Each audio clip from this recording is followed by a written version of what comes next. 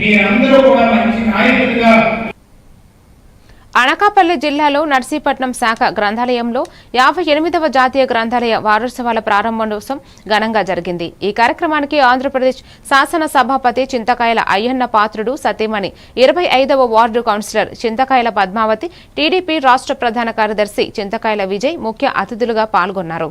మొదటగా చింతకాయల పద్మావతి పతాక ఆవిష్కరణ చేసి కార్యక్రమాన్ని లాంఛనంగా ప్రారంభించారు. అనంతరం గ్రంథాలయంలో కొత్తగా ఏర్పాటు చేసిన సీసీ కెమెరాలను ప్రారంభించారు.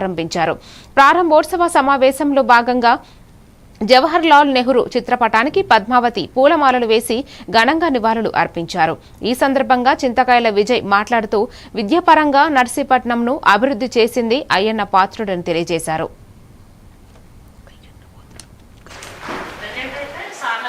మనం ఇలా మొత్తం ఫ్రీడమ్ ఫైటర్స్ అందరు బొమ్మలు ఉన్నాయి. ప్రతి ఒక్క హిస్టరీని మనం తెలుసుకోవాలి. ఎందుకంటే వాళ్ళు బ్లడ్ అండ్ స్వెట్ పెట్టారు మన ఇండిపెండెన్స్ తేడానికి. మనకి ఈ రోజు వాళ్ళు పోరాడారు కాబట్టే ఇంత ఫ్రీగా ఉన్నాం. లేకపోతే ఎన్నో కష్టాలు అనుభవించిన రోజులు ఉన్నాయి. ఇక్కడే అల్లూరు సీతారామరాజు గారు నడయాడిన భూమి ఇది. ఇలాంటి భూమి మీద ఆయన్ని చంపేశారు. అంటే మన ఫ్రీడమ్ కోసం పోరాడితే ఆ రోజుల్లో చంపేసేవారు. వాళ్ళని ఎక్స్ట్రీమిస్టులు అనేవారు. వాళ్ళని ఒక బయట వాళ్ళుగా ట్రీట్ చేసేవారు. అలాంటి దానికి మనకు ఆర్డీఓ బంగ్లా ఉంది.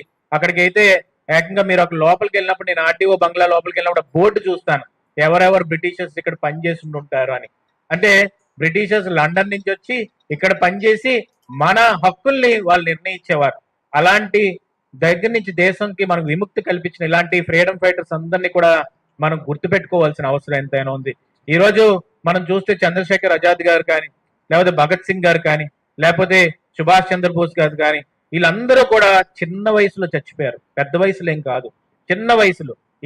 కొంతమంది